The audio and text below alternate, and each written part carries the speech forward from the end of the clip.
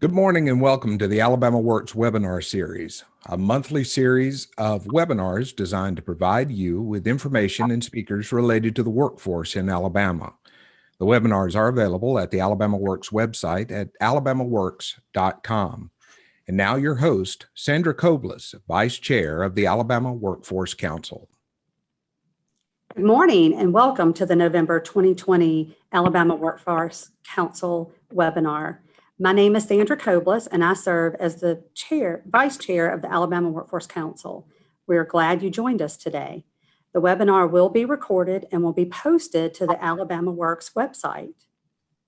We have an action-packed agenda today, and we will hear from guests who are leading work that is catapulting Alabama to the front of the pack when it comes to workforce development.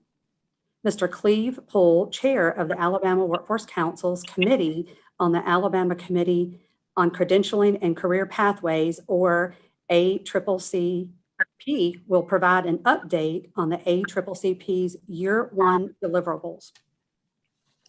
Dr. Robin McGill, Director of Instruction and Special Projects for the Alabama Commission on Higher Education, will give us an update on the Alabama Credential Registry, which will make all of Alabama's credentials transparent so we can operationalize our goal of connecting education and the economy through demand-based education and workforce training and skill-based hiring. Dr. Joe Morton, former State Alabama Superintendent of Education and President of the Business Education Alliance, will give us an update on the Community Resource e-Directory, which will result in an asset map and online portal for connecting individuals with barriers to entering the workforce to community-based supportive services.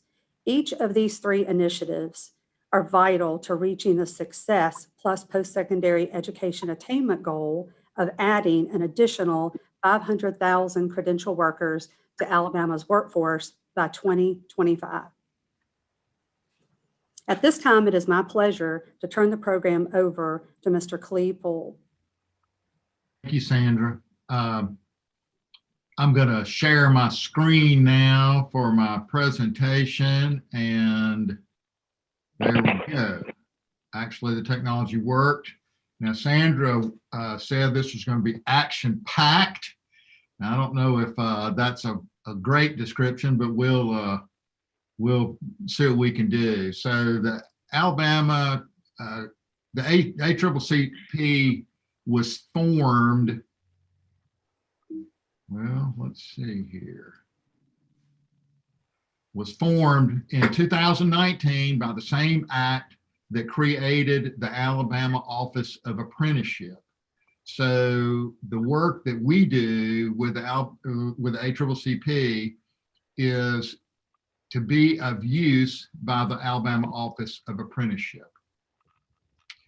What is the ACCCP? Well, it's part of the Alabama Workforce Council. It includes the governor, the Secretary of Labor, the Assistant Secretary of Commerce, leaders in education, including the Superintendent of Education, State Superintendent of Education, and the Chancellor of the ACCS, who are the co-chairs of the committee, the head of AIC, the president of the Alabama Council of Colleges and University faculty presidents. It includes the chair of the Alabama Workforce Council and the Alabama WIOA board, and it includes representatives from all seven of the regional workforce councils.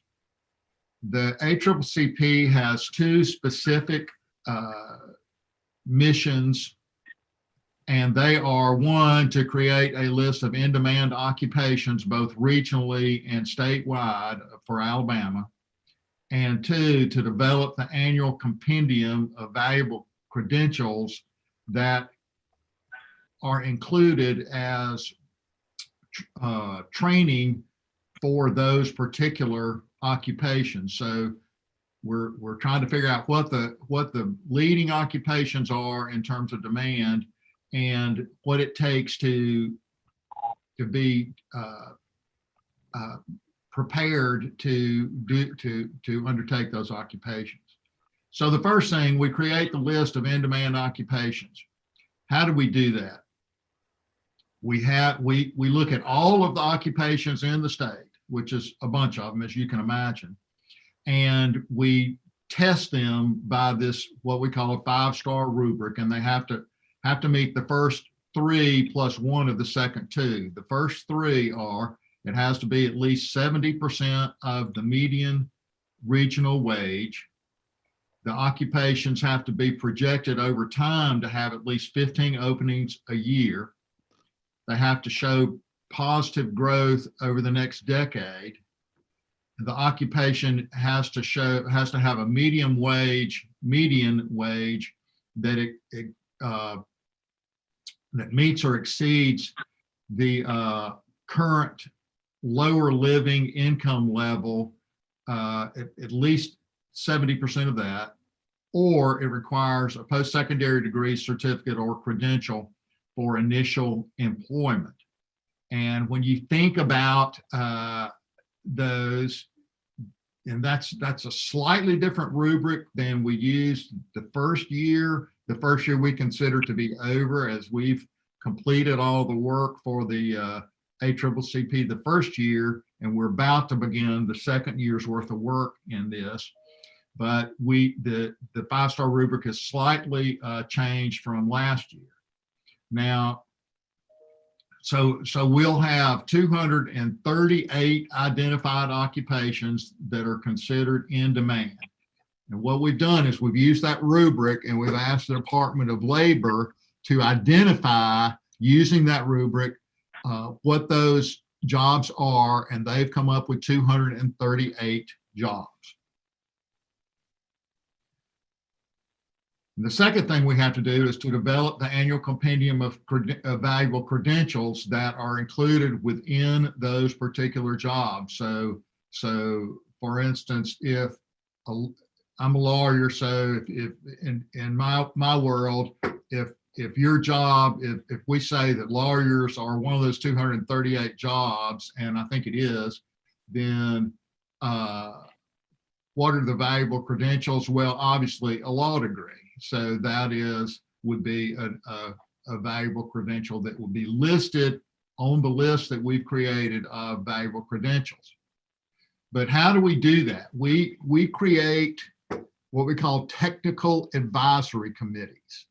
And there's 16 technical advisory committees, 1 for each career cluster. Career clusters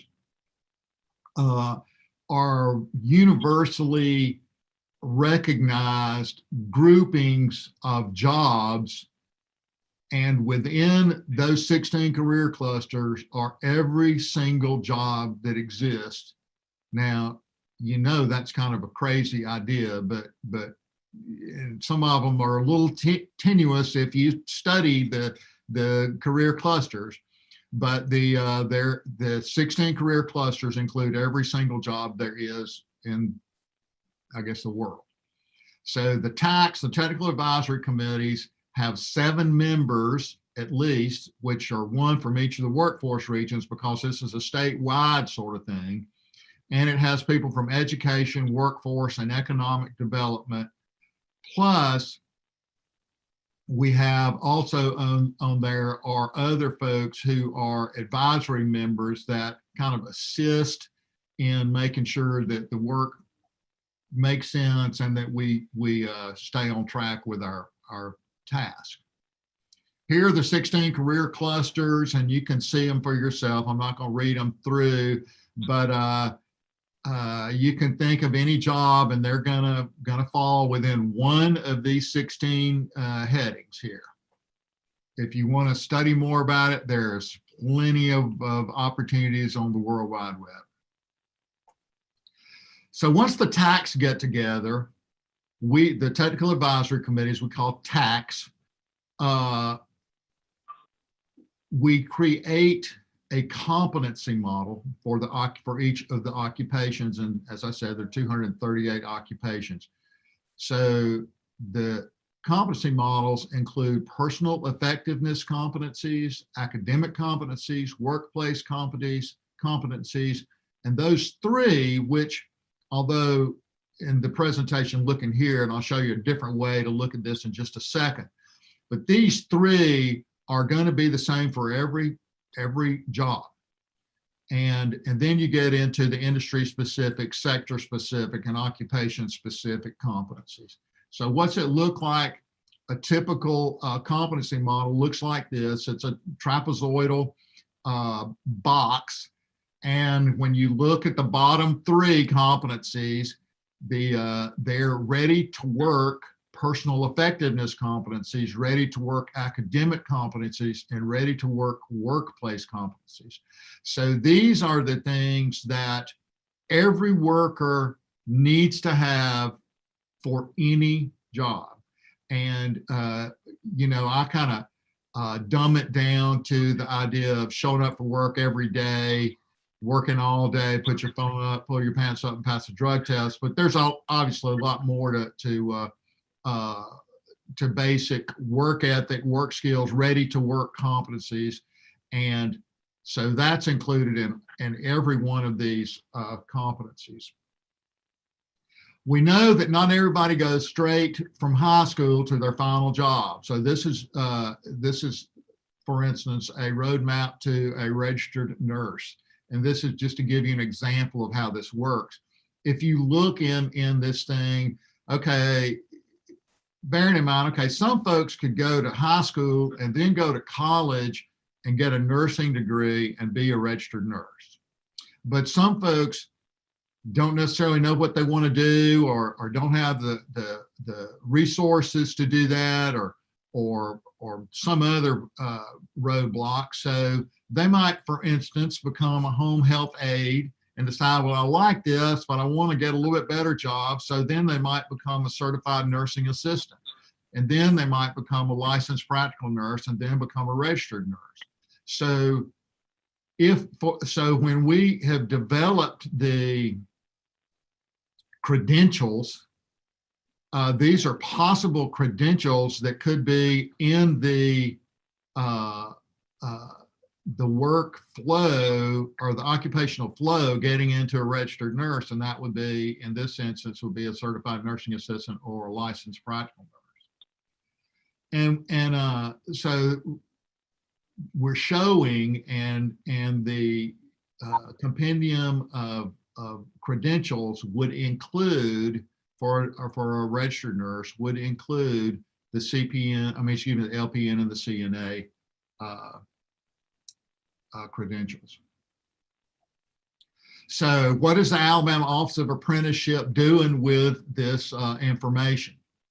And y'all know, I'm sure, Josh Laney, who's in charge of this, and he's really working hard to make the Office of Apprenticeship work. It's taken it took a while to get it going, to get the federal okays for the Office of Apprenticeship, but once all that was in hand, they were off and running and are doing a great job. So they take the list of in-demand jobs, and that's what they're showing, to try to use that as a roadmap to create apprenticeship programs throughout the state. Bearing in mind, not every job that's in demand that would make the list is it has the type of job that an apprenticeship would work with. But one of the things that Josh told me is that he's trying to get folks to think about, I guess, outside the box, because there are a lot of occupations that would be right for an apprenticeship program, but just never have been in the history of workforce.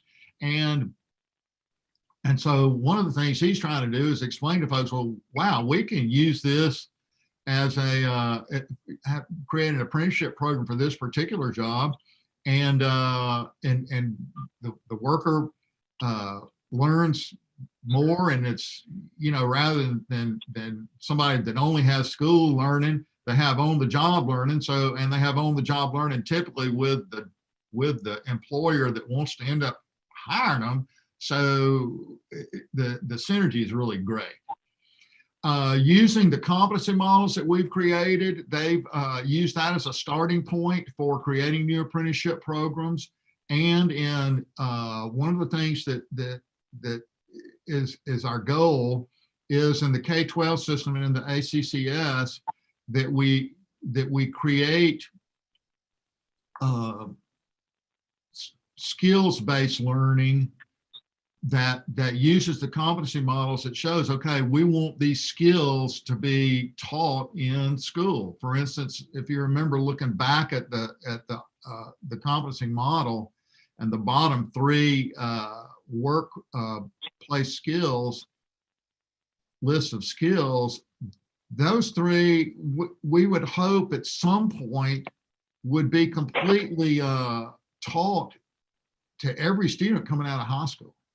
And just think if that were possible, where our workforce competency would be for the future. If every kid coming out of high school already has all of the ready to work skills, then our workforce would be, for the future, would be great. I mean, just really going gangbusters. And then we use the, excuse me, the list of credentials to help trainers like the community college system or the K-12 to create more programs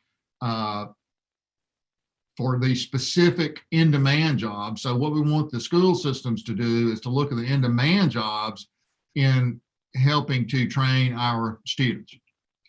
So what's the next thing we're going to do? The ACCCP, it's kind of like Groundhog Day. We start all over again when we're done with 1 year. It's going to start all over again.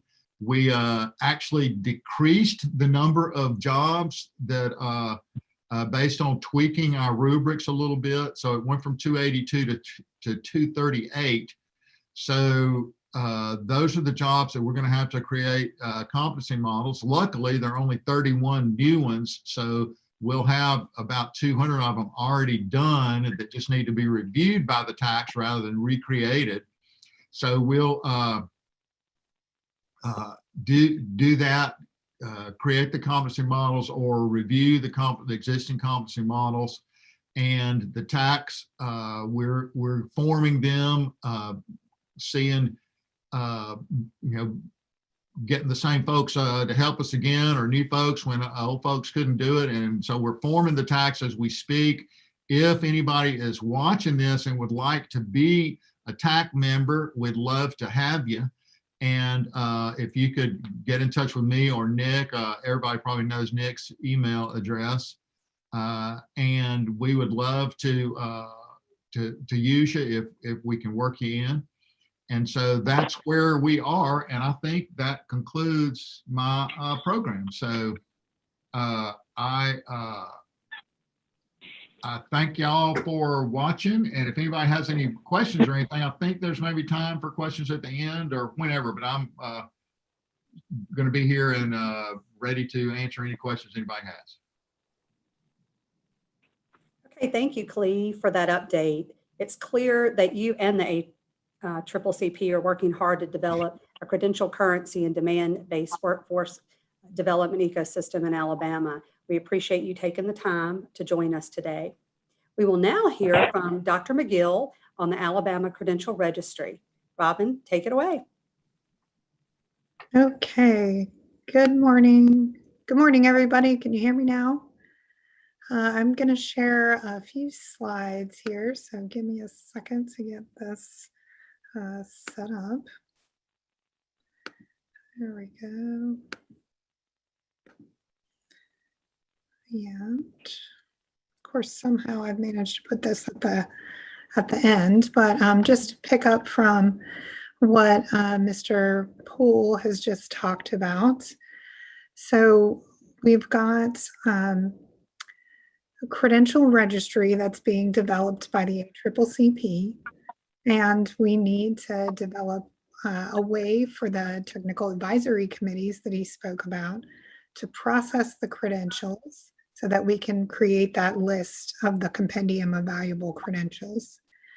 And those technical advisory committees within the next few months, starting in January, are going to be receiving big bulks of applications that we've started to receive through our registration tool for those subject matter experts and technical experts to review and decide whether they meet those rubrics that Chairman Poole spoke about.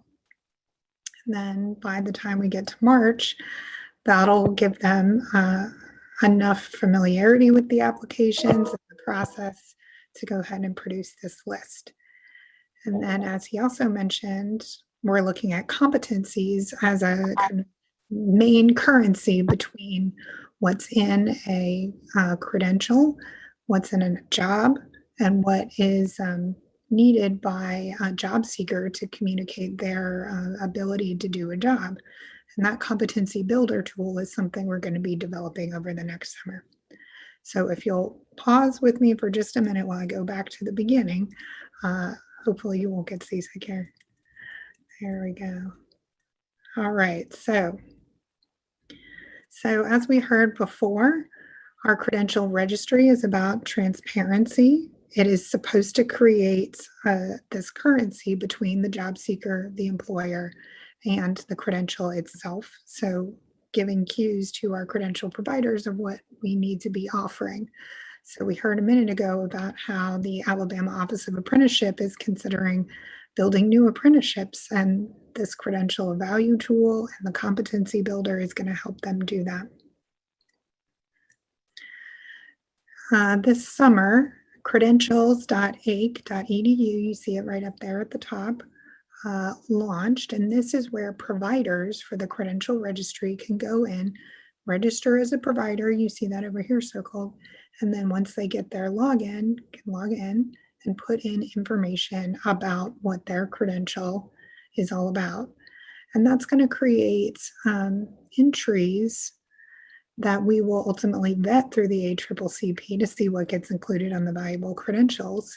But at the same time, that information, regardless of whether they make the overall list, is going to be sent to our partners at Credential Engine. It's a national think tank that's developed a shared language for credentials that helps us describe them all. They produced an app, or you can also see it on the web, credentialfinder.org. It's a national database of credentials that has certain features associated with each credential. So you can see down here at the bottom, there's an assessment, an audience level, different occupations, industries, and delivery types that go with this particular credential. You can also see that they organize information on credential provider organizations, quality assurance organizations, which is ultimately what the ACCCP is going to be in this system, and competency frameworks. So we're trying to get there as well. This is a great tool, not just for us to be able to enter our credentials in, but also for folks developing credentials. Might want to go to credentialfinder.org and see what else is out there in the marketplace. Our partners at Credential Engine, who developed this tool and the language that describes each credential, they compare it to the hotels.com of credentials. So by organizing information about credentials in these regular standardized fields, then you can create search tools that allow you as a consumer or as an employer, to find the information that you need. When we go in and look at Credential Finder for Alabama, we see that right now there are no credentials in the system, which I always say is great because it means we have a clean slate and we can do it the way that we want to do it from the beginning, which means collecting all the information about all the credentials that are out there in our marketplace. So far, we've been registering credential providers since July, and we've got over a dozen providers, mostly from our four-year institutions and from our partners at the career readiness indicators from ALSDE. And we've got a whole treasure trove of credentials that have just been sent to us by the community college system and also by the Office of Apprenticeship. So by the current processing, we've got over 1,500 credentials that we are verifying, cleaning up, and about to push into the credentialfinder.org system, which is going to be a major accomplishment. Our goal is to do that certainly by the end of the year, hopefully by the end of the month. In the pipeline, there are more providers that we want to add, because obviously our goal is to be as comprehensive as possible to find out what's out there. And that would be, our additional four-year institutions, more career readiness providers. Our community colleges already have sent a lot in, but there may be new programs they're developing. And then obviously the new apprenticeships that are being developed.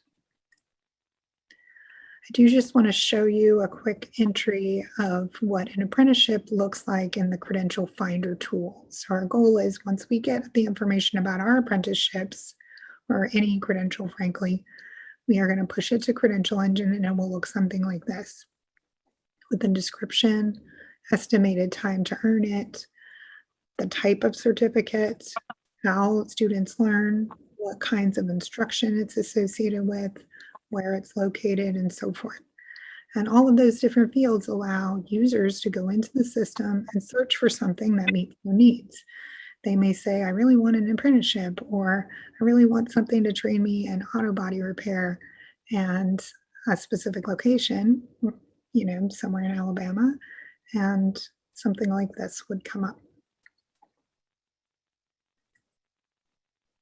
Looking ahead, we want to register additional providers that haven't yet come forward, so licensure boards, and that would be like, the Alabama Board of Nursing, the Social Work Licensure Board, Department of Public Health, and that sort of thing, that offer licenses or other verified certifications.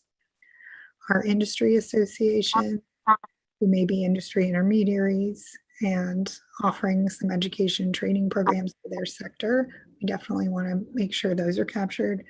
And then our business partners as well.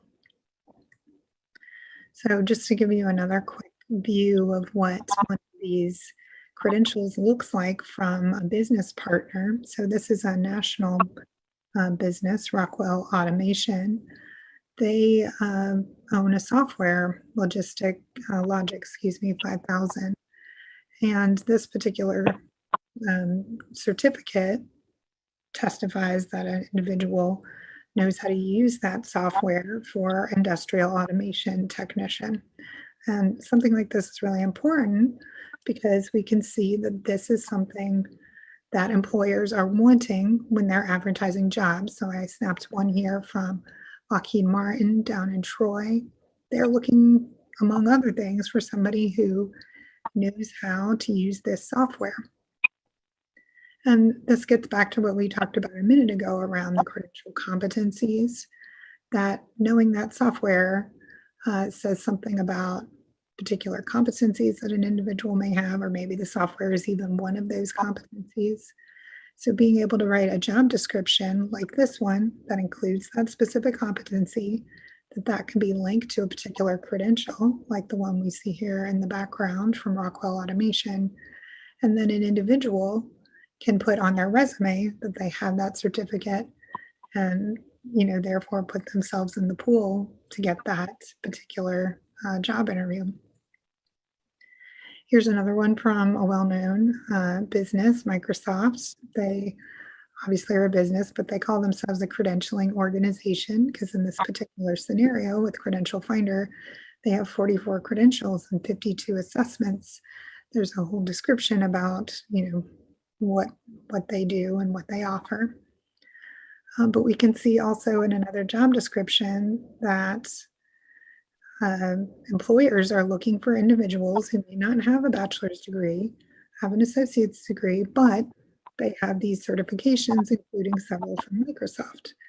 So being able to go between those different spheres in a transparent way is going to benefit both the employers and the job seekers. Here's one from the Illinois Department of Public Health, which would be, similar to our Alabama Department of Public Health. They own multiple credentials and assessments around EMT and and other health occupations. And any individual can go and say that they have that license. And if someone wants to know what's in it, they can come and find from Credential Finder what that means. So we talked already about what's coming next. That includes the batching of information up to Credential Finder. And that Credential Finder piece, like I mentioned before, is the first step. So that's collecting all the information, organizing it, cleaning it, and sending it to this national database. But that's not the end of the work. We need to connect it up with what Chairman Poole was talking to us about, the ACCCP and technical advisory committees, to determine which ones of those credentials, the 1,500 plus we already have, are going to make it onto that compendium of valuable credentials. And the rubric that he talked through is the tool that our technical advisory committees are going to use to determine which credentials will go forward for approval in March. Also really important for the next year is our competency builder tool, and we're very lucky to have support from the Lumina Foundation, which is a nonprofit, nonpartisan foundation that supports post-secondary achievement and skill building. And they're the one who's been the thought leader in the space of post-secondary attainment goals. That's led Alabama to the goal of the 500,000 additional skilled workers by 2025. And they've given us a grant to basically spool up this system so that we can start describing our credentials in terms of their competencies, with the hope that what we develop here in Alabama will serve as a national model for other states. And as we heard before, this isn't the only time that other states are looking to Alabama for guidance. So in some of the conversations we've been in with Credential Engine, with Lumina, with other thought leaders in the space, National Skills Coalition, lots of folks are looking at Alabama because of the way this ACCCP is structured, because of the buy-in pretty much across the board from the legislature, from our workforce councils, our WIOA providers, from the governor's office, that everybody has kind of agreed that this is the way to move forward. That makes it a much different landscape from other states where this work is happening more in silos than it is in a coordinated way. People from other states have also been very impressed with the rubrics that we've been able to put in place, and using those rubrics to incentivize getting providers to put their information into the registry. Frankly, it's not, I mean, it doesn't take that long. It's not like filling out a FAFSA form or your taxes or something like that. But it does take time to collect the information about credentials because that information hasn't been organized this way before. And that means there's got to be a reason for them to do it. And this credential and value process has been a way to provide an incentive for our providers to go and do that. And that means we're going to be able to get the information in the system in a usable format sooner than some of our other state partners will. And of course, I know that we went through this quickly, and if anybody has questions, please do feel free to email at alcredentials@ake.edu. We'll be sure to get back to you as soon as we can. You're also welcome to email me, and we'll be happy to point you in the right direction about registering as a provider or understanding how the credential application process works, what the flow is to the ACCCP, and so forth. All right, thank you, Chairman Poole, and Ms. Kobus, I'll hand it back to you. Okay, thank you, Dr. McGill, for that comprehensive update.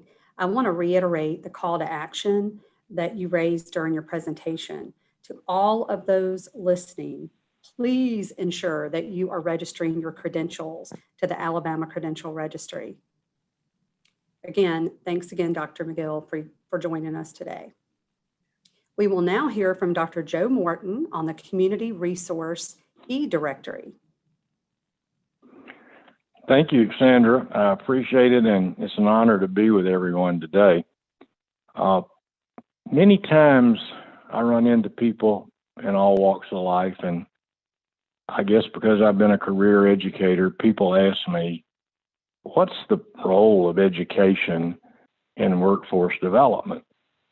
And I mean, I've got some pretty strong feelings about that, so I try to really slow down and talk through that with them. But I try to explain to people that if we don't have a strong educational foundation in Alabama, beginning with pre-K and working up, that we won't have the workforce that we need going forward. And so education is really the foundation of workforce development, in my opinion. And working now with the Business Education Alliance, we have developed a series of research reports on how the Alabama Workforce Council can achieve the goal of 500,000 new highly qualified employees by 2025. And whatever angle we take on our reports, it always comes back to the root challenge, and that is, how can our educational system keep improving? It is making some strides, but how can we keep improving so that we can get that foundation underneath all of our young people so they can have a chance to achieve true workforce attainment in Alabama, not out of the state, but in the state. So as we work with Chairman McCartney and Vice Chair Sandra Koblis, and in particular, one of the committees, the Public-Private Partnership chaired by Mila Calhoun, Jay Love, my partner in the BEA, and I thought through ideas that we thought might help the Alabama Workforce Council achieve their goals. And so we developed our latest report, was released in January of 2020. We're currently working on another comprehensive report that will come out in 2021. But it was entitled Education Matters. And so in that report, I hope all the members of the AWC got that report they were supposed to, and it is on our website and can be downloaded at anyone's convenience, free of charge. But in the report, on page 21 of that report, is a capsule of a series of pipelines, and that should be before you now. And those pipelines, two of those pipelines are fairly traditional. One is the pre-K through age 25 pipeline that includes the K through 12 and the college systems. The other is on the right side is the adult pipeline, and that would be consistent working with state agencies like DHR and Labor and Corrections and Rehabilitation Services and AIDT and the 2 and 4 year systems in some of the work they do that don't lead to degree granting programs, but just advancing skills. But what we ran across and kept running across and kept seeing example after example of was really creative and highly successful programs that work in both of those worlds, the pre-K through age 25 world and the age 25 and above world. And they work back and forth through those worlds. And those are nonprofit community organizations spread across the state. And that basically is the lifeblood of the public-private partnership that Mila Calhoun chairs. And so as we looked at that, we identified this new pipeline with its name of community organizations that really connects the two traditional pipelines. And as we thought more about it, Jay and I talked, we felt like that there needed to be some identification of their work and put into what we call an e-directory that is free of charge, both to the participating organization. They can join this. There's no charge. There's no monthly fee. It's absolutely stone cold free. And then make that information of what they, with some oversight, but what it ends up on that e-directory, we wanted to then make that available to all entities in the state that are in the world of workforce development. So, and the utilization of the successful workforce development operations. So we make it available to economic developers and IDB boards and AlabamaWorks and AIDT and local chambers of commerce and all of those entities that could profit by knowing where these nonprofits are, and as they go in pursuit of new industries or as they expand existing industries, know what these nonprofits do in the form of developing a workforce. And they do a myriad of operations, and virtually no two are the same, but the long and short of it is that they do play a valuable piece in that workforce development. I made a note as Cleve Poole was speaking about the skills that future workers need, the ready to work skills, and that is an excellent point. But what we have found is that, and can be expanded upon, is many of these nonprofits do that in after-school programs, in summer programs, in internship type programs with adults. They actually not only teach true working skills, but they teach the soft skills that we want all of our workers to possess. So with that, we have now developed the directory, and we do that and have done that in conjunction with the Public Affairs Research Council of Alabama, and that's Ryan Hankins is the executive director, and PARCA has been our partner for these kinds of activities since we have begun our operation, and we couldn't do it without them. So I'm going to stop at this point and turn it over to Ryan Hankins, and he'll kind of walk you through how this works and what it actually looks like, and he'll do a great job with that. So Ryan, if you don't mind, take it away. Thank you, Dr. Morton. Thank you all for the invitation. I'll take just a couple of minutes to provide you an orientation of this directory, which I hope now is on your screen. I will assume it is unless I hear otherwise. But as Dr. Morton described, this is truly a directory. We've described it as a phone book, which is very helpful. Not at all helpful to some of our younger partners, but we have decided to, we use that image to explain that this is meant to be a resource to help workforce development professionals, economic development professionals, providers, particularly providers in the public-private partnership universe, and those that will be coming on in that subcommittee in the future, to learn, to find, to understand what is happening amongst their peers around the state. I came from a similar organization, and I knew well what my organization did in workforce development, and I knew well what a handful of our local peers did, but I had little to no knowledge of what similar organizations did outside of my particular area. And this was long before our current workforce development environment, but then I was largely unaware of what was happening at the state level. So this directory is meant to be an introduction to that, to help those organizations in particularly the private side of workforce development, our community-based organizations, to better collaborate and to be better known by state officials, state workforce, the economic development, chambers of commerce, what have you.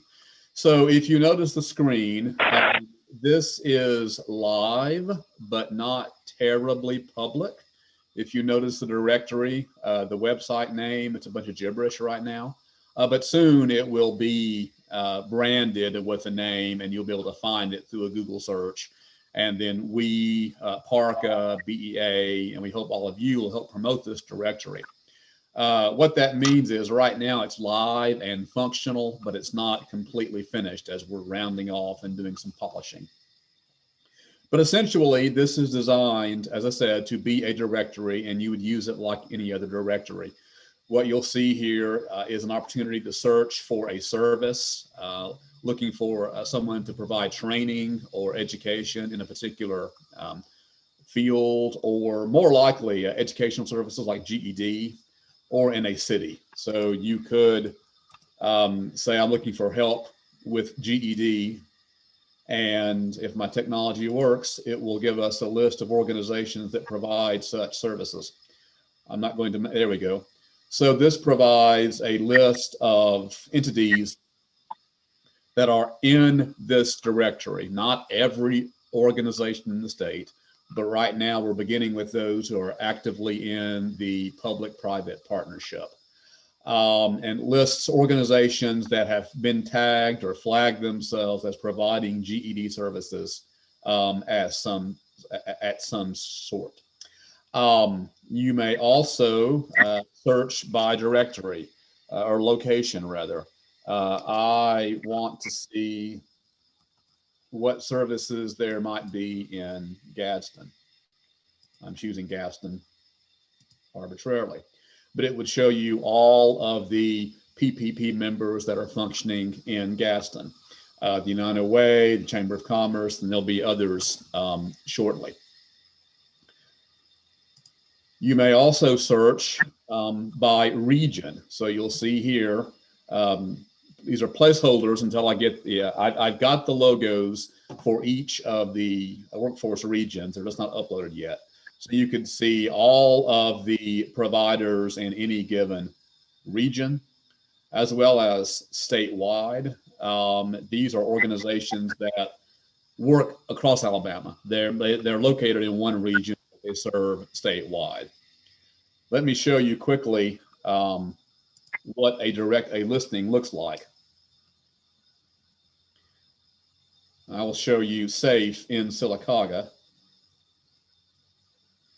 I believe their page is the most developed at this point. So this is a template that providers complete.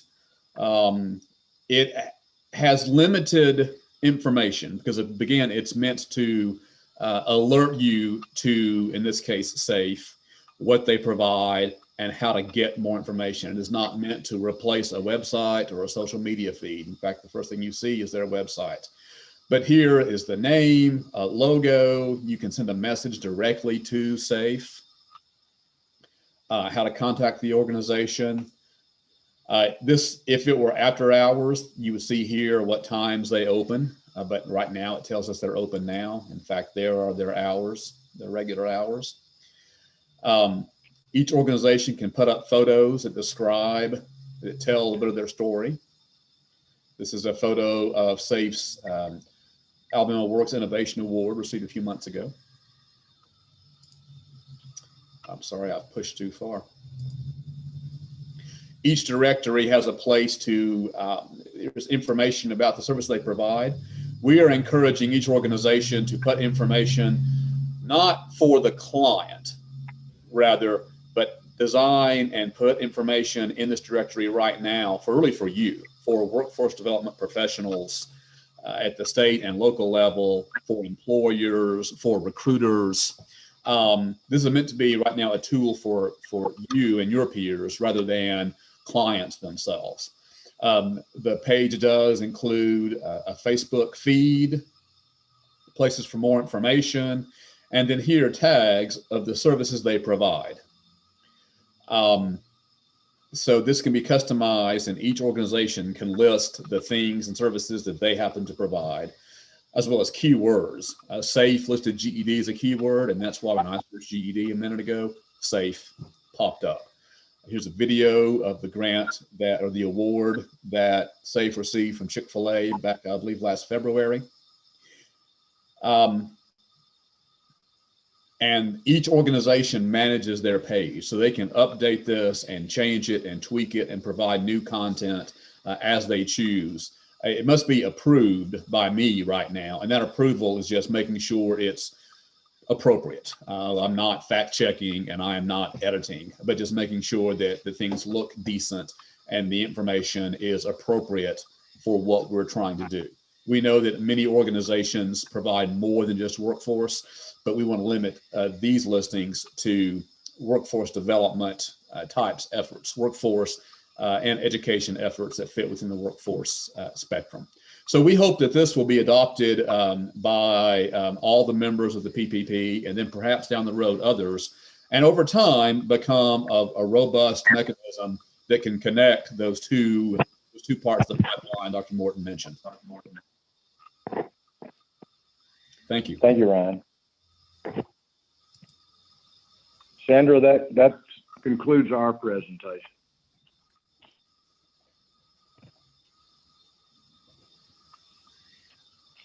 Okay, many thanks to you, Dr. Morton, and to Ryan for sharing this innovative approach for matching individuals with barriers to entering the workforce with the supportive services they need to persist not only in training, but in the workforce as well.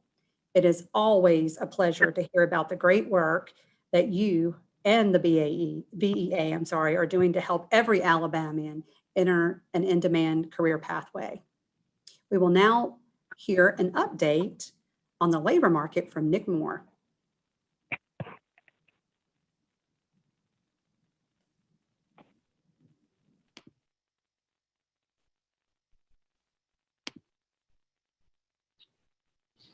Good morning, everybody.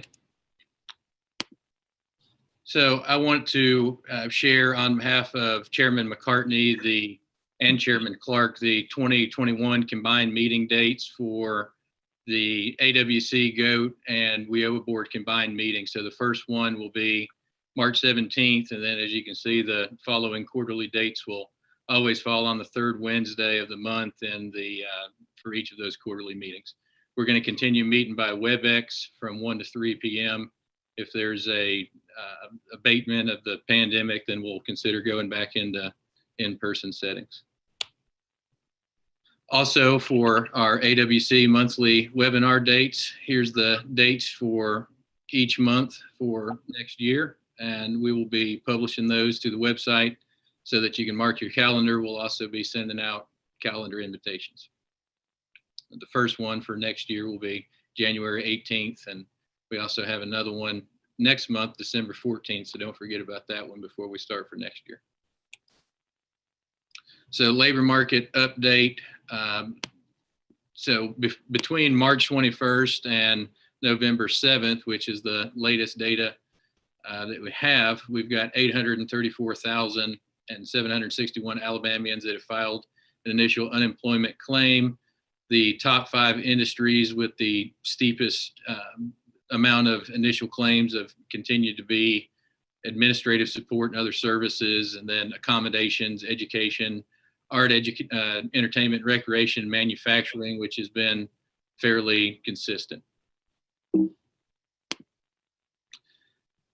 Some of those numbers might be hard for you to see, but I think it's important for everyone to keep in mind the trajectory of initial claims. And so we had a huge peak, sort of the apogee of our initial claims happened back in April, and we have seen a precipitous decline in those initial claims since then. And we've been holding steady in between 9,000 and 7,000 initial claims since August.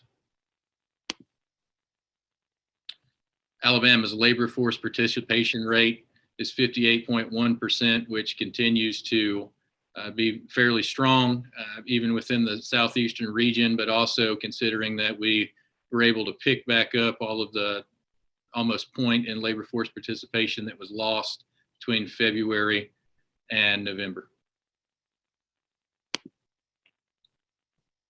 And so I'm going to skip past this just to put another plug in for what Dr. McGill said. Please register all your credentials. Go to this website, register as a provider. Make sure that you are registering all your credentials, particularly if you're an industry or a trade association. We need to make sure that we've got all of those, and the other ones are easier to find if you're a board or if you're someone that's receiving funding from the government in some way. You pretty much got a report already, but those that are in the private sector, not so much. So that's where we really need help.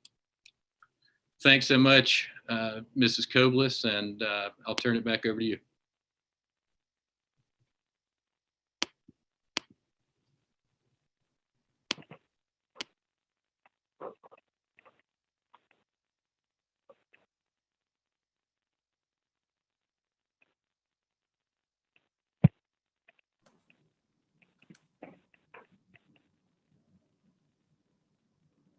Okay, thank you, Nick. I appreciate that update. Want to thank not only you, Nick, but also Mr. Clevepool and Drs. McGill and Morton for their important updates this morning. We appreciate you joining us this morning, and we invite you to join us next month on December 14th for the December 2021 AWC monthly webinar, which will focus on non-degree credential quality assurance and the Alabama Equity Leadership Acceleration Grant provided by the Lumina Foundation. Until next time, stay safe and have a great